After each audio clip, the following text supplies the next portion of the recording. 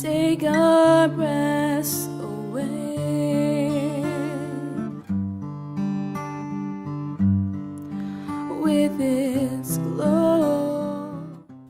Whatever is lovely, whatever is admirable, if anything is excellent or praiseworthy, think about such things. I'm Maria Thompson Corley. If that quote from Philippians resonated with you, stay tuned. I'd love to introduce you to intriguing, creative people whose light is making our world a lovelier place. Welcome to Finding Beauty.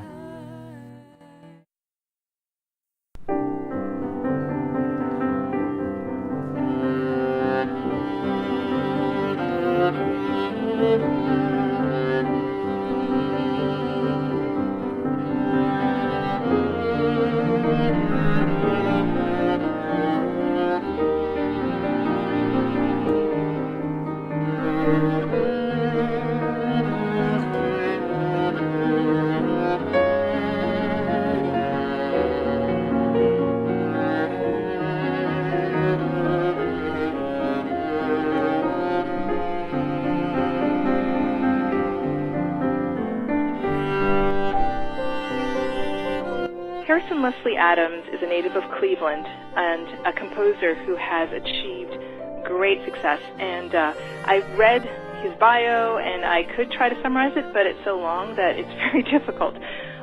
Some of the awards that he has won include a National Award for Original Composition for the Choral Arts. He has won awards from the National Education Defense Act Fellowship. Those are going back a ways, but he has been a guest composer and had residencies in places such as the Juilliard School, the Manhattan School of Music, Joy of Singing at Lincoln Center. Also, he won a Cleveland Arts Prize Lifetime Achievement Award presented by Joel Smirnoff. And I'm glancing at all these things, and it's really extensive. So if you want to have a good idea of his incredible career and the many honors that he has received, I encourage you to go to his website and check out this bio. I'll just spotlight another couple of things. Some of the vocalists who have sung his music include Denise Graves, a well-known soprano, and Hilda Harris, Martina Arroyo, Carmen Balthrop, Florence Cuivar. And as I said, I'm just skimming through Ryan Speedo Green, who is a current rising star, Ben Holt. And his music has been performed by instrumentalists, including myself. I was lucky enough to have the opportunity to world premiere his piano etudes with the first group of them, and then Thomas Otten took the baton and recorded the rest. But anyway, as I said, I could spend an hour just trying to go through this bio. But suffice it to say that Leslie Adams is a major composer, and I'm so grateful that he's taking the time to speak to me. So, Leslie, did you come from a musical family? Not really. No, my folks were very supportive of me, and they started me off on piano. I think mainly just as something to keep me busy, on the right track, not to get into trouble, keep me off the streets, and keep me from going out playing ball in the middle of the street, as many of the kids were doing at that time. So I had a paper route, a plain dealer paper route, shopping newspaper route, and I also did services for people in the neighborhood, shoveling snow in the wintertime, taking care of their lawns, certain people. And of course, at that time, you had to go around and collect monies for the plain dealer. So I would go house to house once a week and collect the monies. So I was kept busy, and then they gave me piano lessons starting at the age of 4. So that's how that happened. And so you were obviously taught the value of hard work, and also I guess it got you involved in your neighborhood, so it kept you not only off the street but also engaged in various ways. Would that be a fair statement? Yes, and of course the piano was very positive, and that started me off on my musical interest. I had to practice the lesson. It was 15 minutes a day, And I didn't know that was different. I just thought that, well, a lot of people had to practice. A lot of kids had to practice 50 minutes a day. Well, I mean, that sounds like a very, as you said, a very positive experience. So you had a piano in your home, but you're saying you didn't really have a musical family, so the piano was bought with you specifically in mind. Yes, I would say so. My folks were very social conscious. They appreciated the so-called finer things of life. That's the only way I can say it. My dad, for example, was in civil service. He was from a small town in Ohio, Urbana. He achieved a rank of second lieutenant in the First World War. And then he proceeded to get into the Postal Service. He was a 33rd degree Mason. He was in the American Legion, ranking post in the American Legion. Very well thought of in the community. And he was self-taught. He had the great books for the Western world, which he pretty much read complete. Avid reader. And so he pretty much had a college education teaching him by himself, which was really something in those days. Yeah. And he loved music and art, as did my mother. Mother was from a small town in Tennessee, and she graduated from Tuskegee Institute, came to Cleveland. They married my dad, and she loved music. And of course, at that time, music played a great part in the church experience. People went to church in those days. Yeah. and so they enrolled me in the junior church. I was in the choir at Antioch Baptist Church, and I would sing solos and sing in the choir every Sunday. And then, of course, at that time, that was before TV was very popular. So people went to people's homes, visited, like on Sunday afternoons, and would play some instrument. Kids could play instruments in those days. Mostly piano, but they would sing or some instrumental composition. It was just a different culture at that time. And, there were a few times when I was living in New York when I was still a student and, before I moved to Pennsylvania, that I would have people together, and we called them musical soirees.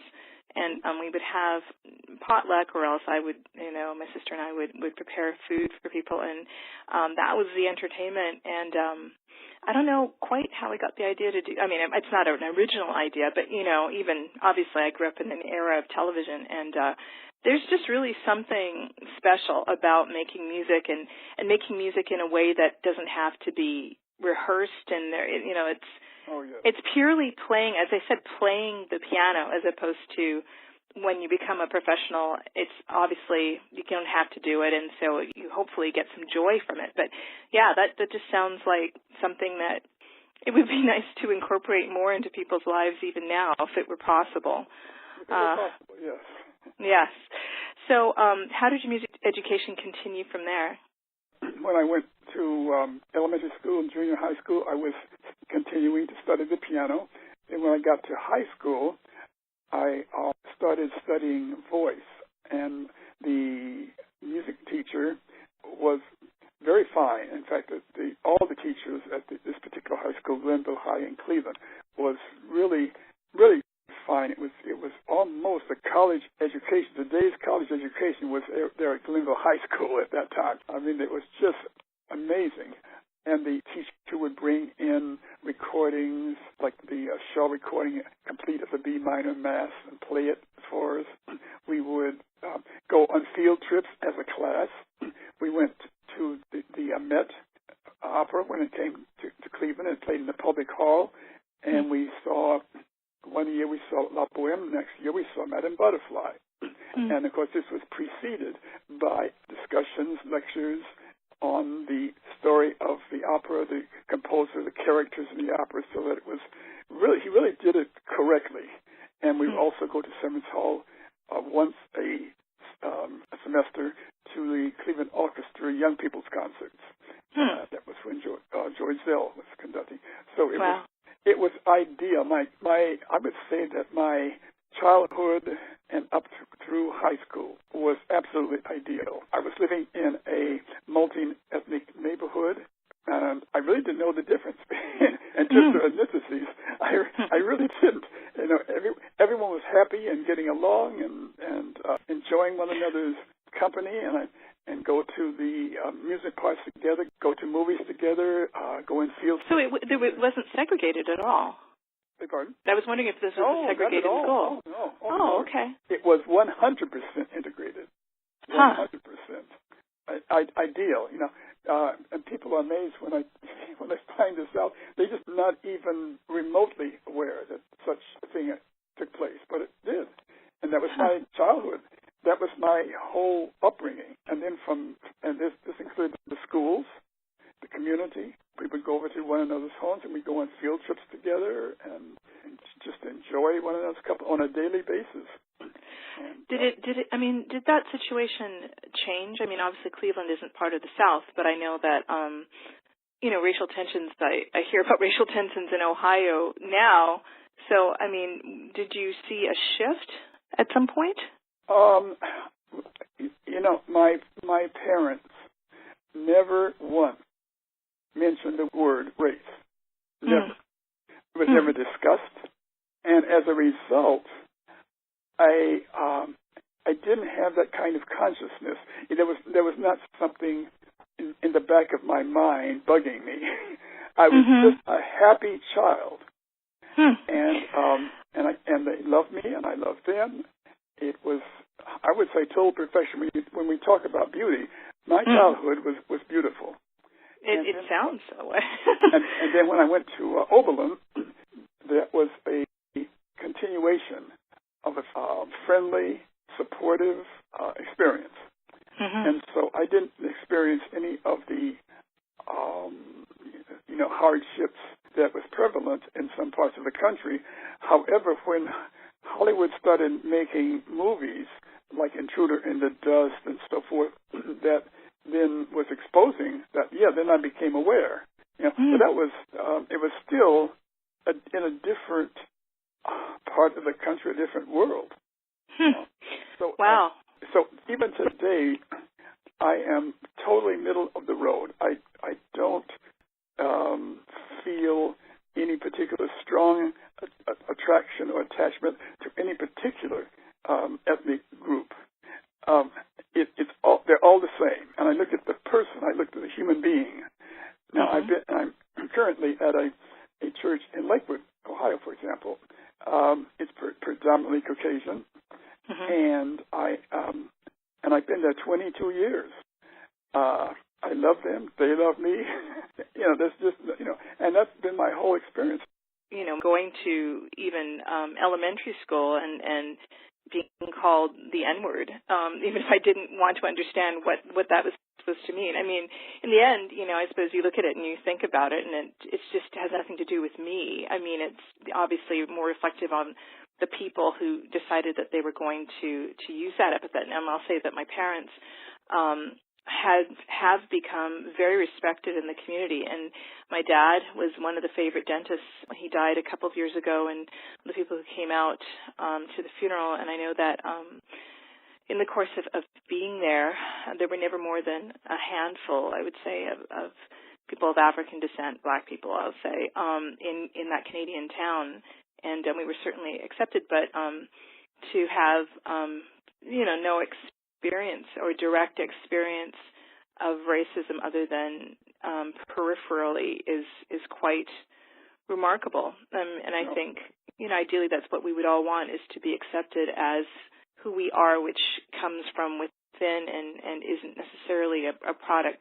I mean, I can say that my experiences obviously have shaped what I perceive in that, experiencing that racism head on, and some of the other things that, even like a few years ago, someone apparently called my mother nigger, which I'm saying, like, can you look at a woman who's in her 70s and split your lips to say something so ridiculous? I mean, she said she was taken aback, but then it was ridiculous to her. Anyway, that's quite that's a wonderful story. And I guess, would you say that informs your music? I mean, I usually ask people the question about beauty later on, but I know that one of the things that I think I've understood from you in the way that you try to create music is not that it's devoid of any tension at all, but that you will skew more towards things that you would find beautiful or lovely. Is that a fair statement? Sure. You've heard my music. You know the underlying motivation of it and what it tries to and hopefully does achieve is exactly what your subject is for all the people, not just a certain group. It's for all the people. Yeah. Now, I will say that your songs do show, and this is including all the people, a wide range of influences. And I can hear, for example, you've written with words by Black composers, which, of course, if you are being inclusive of all people, it wouldn't make sense to exclude Black people. But from the blues to European compositional styles, and are there particular composers or musical genres that you could say you have more admiration for or that stand out as influencing you? Only one, Bach. Oh, wow. He's the only one that I truly, fully, wholeheartedly respect, and can live with, and can stand to be with. And wow! Play. The only one you can stand to be with. That's quite a statement. I enjoy all different composers' music, but on a regular basis, I don't play music, and I don't listen much to music. I usually want to pull out what's inside, not create what I heard last night. No, I want to be totally myself, totally original, as much as one can create something that no one else is creating in the world. Sound like no one else is music. And when critics write about my music, they don't know how to write about it. They'll compare it to, say, Copland or Gershwin or Bernstein or what. But they know, even they know that that doesn't capture my music.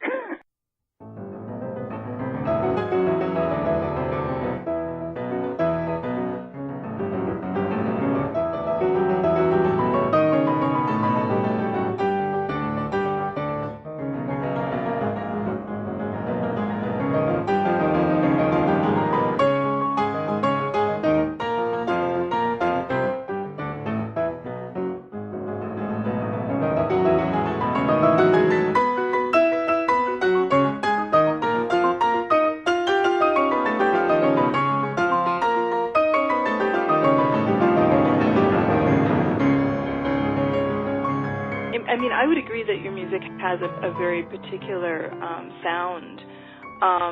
Now, when did you start or stop listening to other music? Because when I hear, for example, you wrote Homesick Blues, and obviously you were familiar with the blues to be able to write a song like that.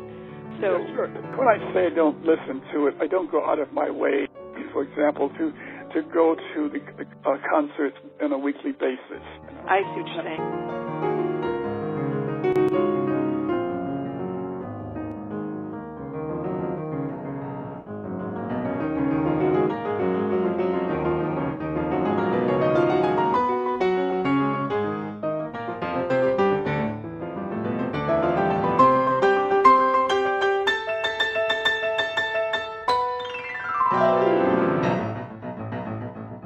Now, when I was going up and getting my act together, shall we say, I went to a lot of concerts, a whole lot, and I went through 3 music schools, which included all kinds of courses in music history, music theory, counterpoint, harmony, ear training, Delcros, the whole 9 yards, and engaged in bowl sessions in the dorms about music, engaged in discussions in the student lounges about music. I lived music. Okay? Then when I became a composer full time, okay, I've got all this information. It's all there, my conscious and subconscious. I don't need to continuously feed other music into me. It's all there, pretty much. And I don't want to go around thinking about Bernstein's Candide or Copland's Appalachian Spring. It's all there anyway. Anything that's in your subconscious, it's there. It's there to stay. So you don't feel, because sometimes people will find that, in order to be inspired or remain inspired, whether it's someone takes a trip and hears the folk music of Thailand or even the classical music of Thailand or something like that, but you have such a deep well of ideas yourself that you don't feel, you feel, one of the things that I have really admired about you is that you are very self-actualized in the sense of you don't seem to care what anybody thinks, and you're content in being you, like just that's all, and I think so many people strive for that and are constantly measuring themselves by what other people think or say, and I just get that from your very core. Is that, again, because your childhood was so happy, or is that something that you had to work on and build and over time have achieved? Both. Yeah. Okay. My childhood was very happy, and I had that as a basis, as a core. I experienced it, I lived it, so I knew it to be true and pure and beautiful. That is a core. So wherever I went, and I've been in a lot of situations where I felt the negative vibrations that were coming from culture, from the surroundings, from the institutions, from other people and groups, that I always knew. I always had this core of awareness that hey, this is negative that's coming in. This is not something this is beautiful and nurturing. And I wanted to find my voice, my musical voice, and then I worked at that. I also worked at being middle of the road, and I finally achieved it. I'm so happy. Socially, politically, ethnically, artistically, never had an interest in marriage or children. My marriage is with myself and my work, and my children are my works. Obviously, you've achieved a certain degree of simplicity as a result. And I was going to say, one of my questions was to mention that you've been commissioned by the Ohio Chamber Orchestra, the Cleveland Orchestra, the Paul K. Singers, among others, but mostly you commission yourself. Yeah, I prefer it that way. Commission usually is somebody else dictating the terms. I'd like a piece, a 10-minute piece for this particular occasion with this particular body of players in this particular manner or this particular subject. That's external. When I commission myself, then I can make my own decisions. And you've been quite successful in getting these pieces performed regardless of the fact that you're not tailoring them to somebody else. Is that correct? Right, and I don't have an agent per se. I have agents in the past, but agents are pretty difficult, and agents don't make a whole lot of money, especially in classical music. They don't make a whole lot of income. So I've had about 3 or 4 agents in the past, and they've done what they could do, but I find that if the work is worthy and there's some source of getting it out there, it will catch on. For example, my songs now, every week I get a Google alert that this song has been performed here or there by this person or that person, I don't often know who the person is. I just received a notice. I was the second biggest seller of scores in BMI last year, and I don't know who bought them, where they are. I'm delighted. I was introduced to your music and to you through Darryl Taylor quite a few years ago, and I know that, or he tells me that Night Songs, which is, I think, is that correct, that that's one of your most performed cycles? I think so, yes. Seems like to me the stars don't shine so bright. Seems like to me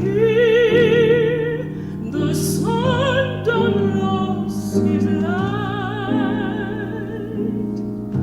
Seems like to me there's nothing going right since you went away.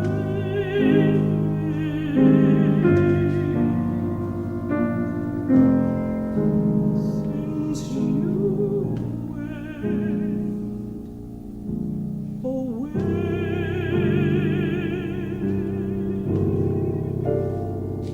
The name Night Songs was something that he suggested, or at least that's what he was telling me about. Can you tell me a little bit about that one, since it's one of your, I mean, I know you have a lot of songs and there's a diverse body of music, but since that's the one that perhaps has become the most well-known, can you tell me about Night Songs?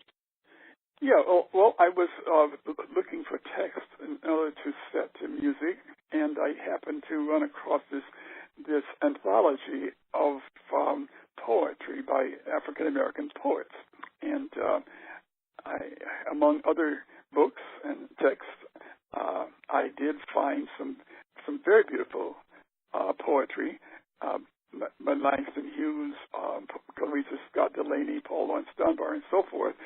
And so I did set those texts to music and enjoyed doing it. The original title was 6 Songs on Texts of African American Poets. And I thought that would be a nice title. Darryl suggested Night Songs later on.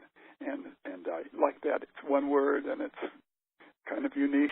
And that was just one of many, though, because there's and then St. Vincent Millay, and then Joette McDonald here, local poet.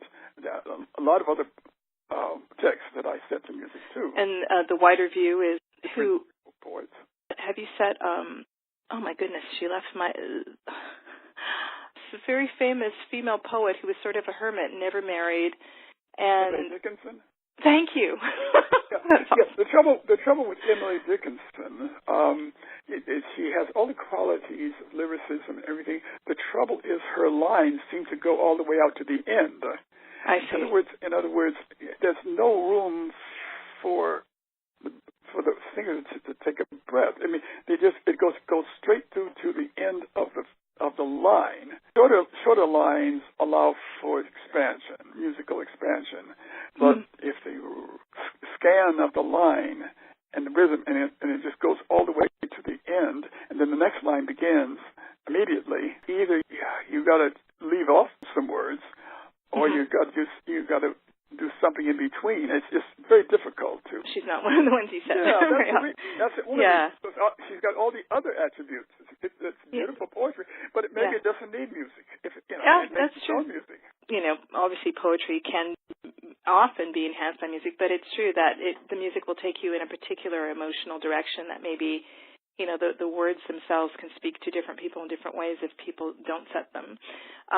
Although I guess enough people set it in enough different ways and you can find one you like. But I didn't know actually that you had as much training in voice as you do, but I can see, obviously, it makes perfect sense that your songs are so beautifully written.